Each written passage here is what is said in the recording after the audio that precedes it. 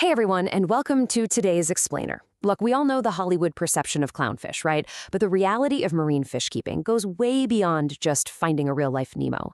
Today, we're unpacking a comprehensive clownfish care guide to explore what it actually takes to help these incredible animals truly thrive. Now, you might be wondering, are you really ready for your own Nemo? It's so tempting to just grab the first bright orange fish you see at the local pet store. But surviving and thriving in a glass box requires some serious biological alignment. Good care actually starts weeks before you ever bring a fish home. So here is our roadmap for today. First, beyond the movie magic. Then, the foundation, water stability. Next, proper diet and feeding, followed by the truth about anemones. After that, tank mates and social dynamics. And we'll wrap up with long-term success. Let's jump right into section 1, beyond the movie magic. Choosing setup. You absolutely cannot just throw any species into any tank. It's like a giant puzzle. A common ocellaries might thrive perfectly well in a mid-sized setup, but a maroon clownfish, well, they grow much larger and are notoriously aggressive, demanding a highly established reef.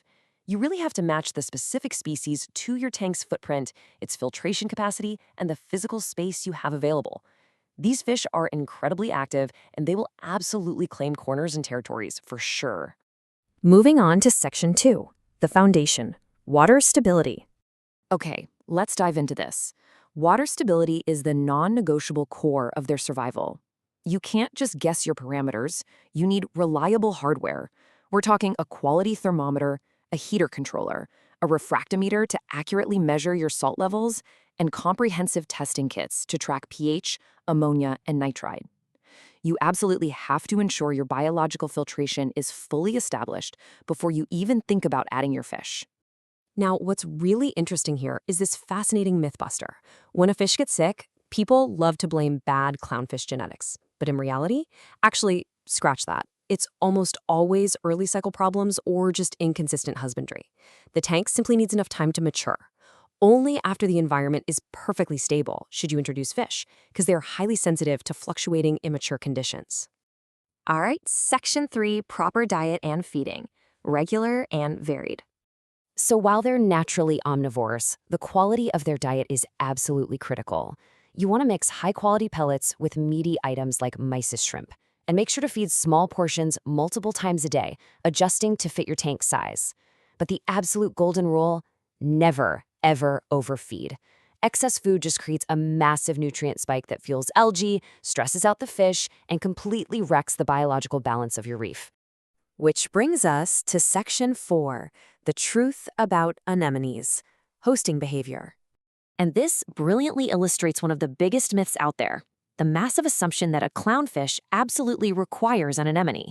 But anemones demand a fully mature reef, intense lighting, and strong flow, not to mention their terrible habit of wandering directly into your expensive wave makers. Honestly, you can skip the anemone entirely. Clownfish will happily claim practical alternative structures like live rock caves or branching corals. It allows them to establish their boundaries perfectly well without the whole anemone headache. Next up, section 5, tank mates and social dynamics. Reduce conflict. Listen, social dynamics will literally make or break your tank. Introducing new fish can trigger massive stress if territories aren't settled yet. Temperament is everything here. You must avoid aggressive competitors, like large dam fish, that will constantly harass your clownfish or steal their food before they even get a chance to eat. In a well-run reef, clownfish coexist beautifully with peaceful species, provided they aren't constantly fighting for their survival. Finally, section 6, long-term success, breeding basics.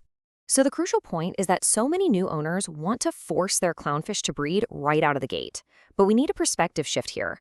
Breeding isn't the starting objective. It's the ultimate reward of masterful husbandry. It requires pristine, stable water and a perfectly matched pair.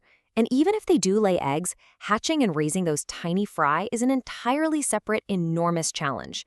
Master the basics first and just view a clutch of eggs as the ultimate bonus. When you get right down to it, clownfish care ultimately rewards one thing above all else: consistency. Cycle tanks, strict parameters, varied diets, and peaceful tank mates.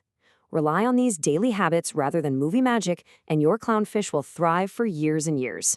Which leaves us with one final thought to ponder today. Are you really ready to commit to the true consistency of the reef, or are you just chasing a Hollywood fantasy? Mastering a saltwater aquarium takes a ton of patience and dedication, but trust me, that thriving ecosystem is entirely worth it. Thank you so much for joining me on this explainer, and here's to building a beautiful, healthy environment for your marine life.